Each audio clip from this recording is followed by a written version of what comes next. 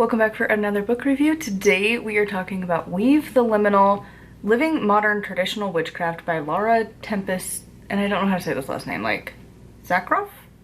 Something like that. Fun story, I already had this recorded and then the file I think got corrupted or something because every time that specific file would go to load, it would crash. So we're redoing this. So briefly, this is somewhere between a memoir, somewhere between like a brief introduction of her tradition called modern traditional witchcraft. It's heavily emphasized on her tradition and her experience rather than a much more generalized, which I feel like the title and that subtitle kind of leads the person to believe. Like when you're reading that, you're not necessarily thinking that's what she calls her tradition because that's used by a lot of different groups. So keep that in mind. It's really about her tradition and mostly a memoir and like her experience. I gave this a 2 out of 5. It was not one of my favorites. The main thing is that her tone throughout this book is just awful. And I was trying to find a polite way to say it, but there really isn't. So this is the best I could come up with. Is remember, and this is a specific group of people, so those of us who became witches at an early age, early teenage years, by the time you got to your late teens and you had a lot of that teenage angst going on, but you kind of knew witchcraft, but you thought you knew it all, and you decided to write a book.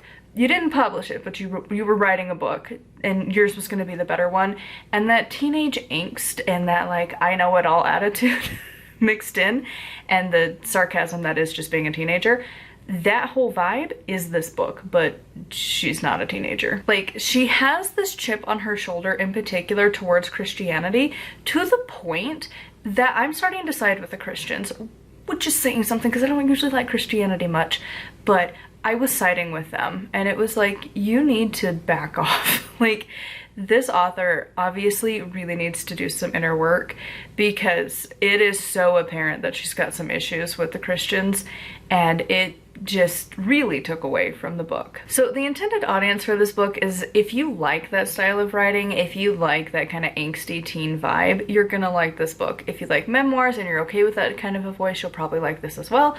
But other than that, you're probably not gonna like it. It's not gonna read like a professional book, just so we're aware. Some people do like that type of writing, and if that is you, you are going to love this. Would I buy it? No.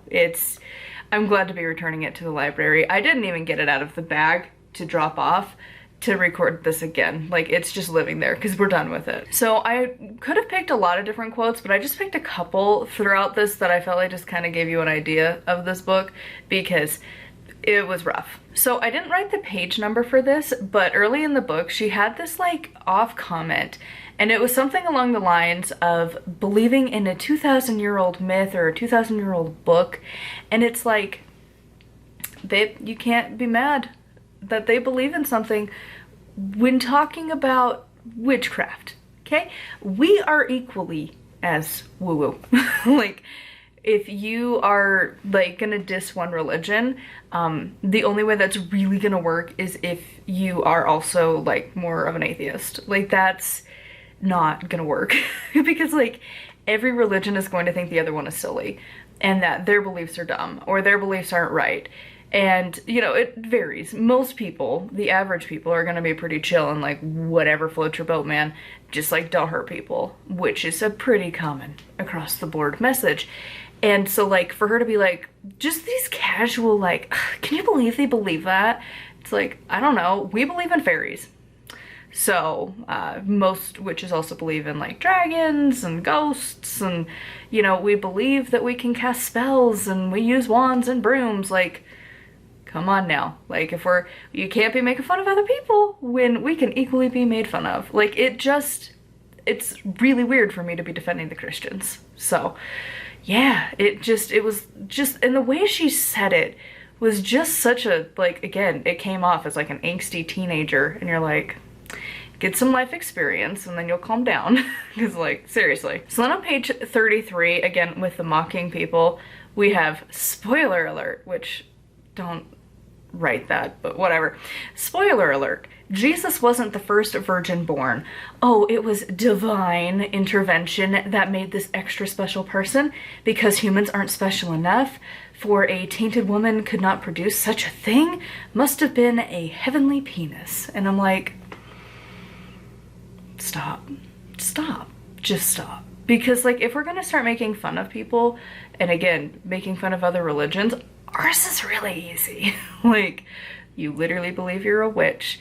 You literally believe that you can cast spells. You literally believe that the moon is going to care what happens to you, or that the stars and planets care about your existence.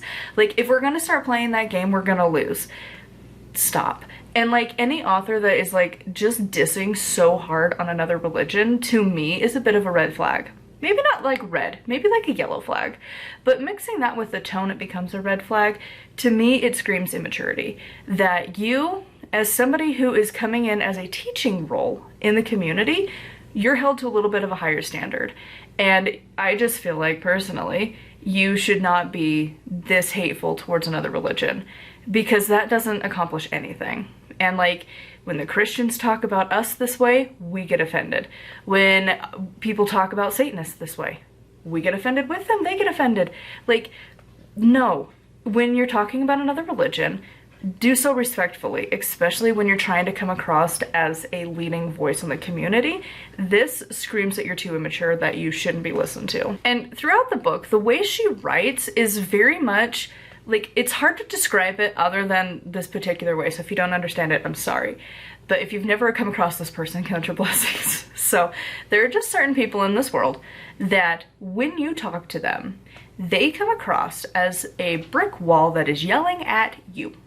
No matter what you say, no matter what you do, you are not going to break through that wall, and they're just going to yell at you.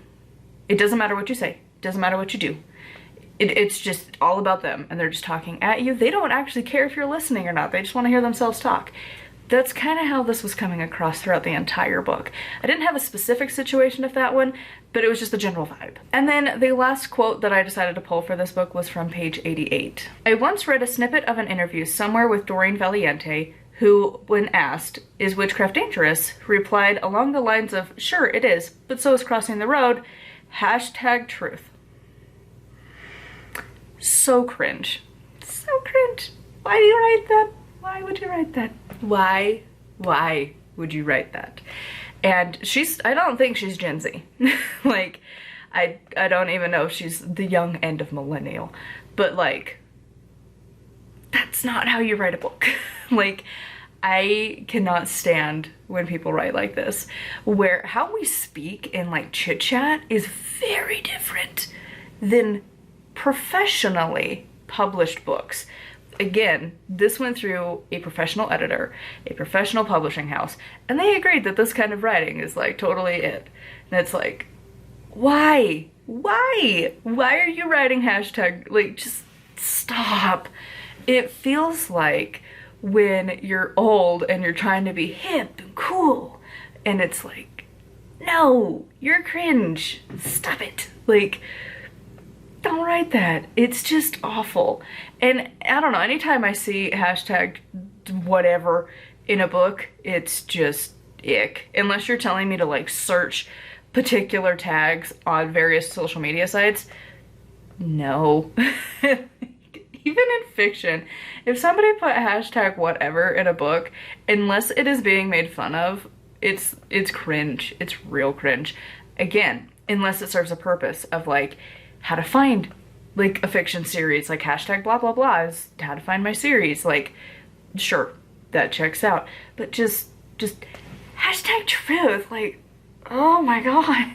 Like, I think I'm younger than this author, and I'm cringing, and I can't even imagine for the people younger than me who are witches, like 17, 18-year-olds who are used to this kind of language and they kind of grow up with it, and like, to read that in a book is just like nails on a chalkboard. So anyways, needless to say, I did not like this book. I don't plan to read any other books from this author. If I happen to accidentally, which I tend to do, maybe it'll be better. I don't have a lot of hope though. But then again, we had Jason Mankey. I didn't like him for a long time, and then I've had a few books of his that were good. So maybe that's gonna be the case. I have my doubts. I don't know how you, because at least Mankey tried to be professional.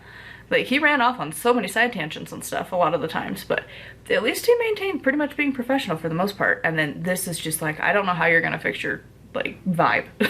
Again, it reads as a teen angst kind of a tone to the book. And again, the chip on the shoulder is just so apparent throughout this entire book. So anyways, I would love to know your thoughts on this one in the comments down below. As always, a huge thank you to my patrons. If you want to support me and get access to exclusive content, it is patreon.com/nightwillowcrafts. Make sure to like, comment, and subscribe. I post every single day. And until next time, thank you so much for watching, and blessed be.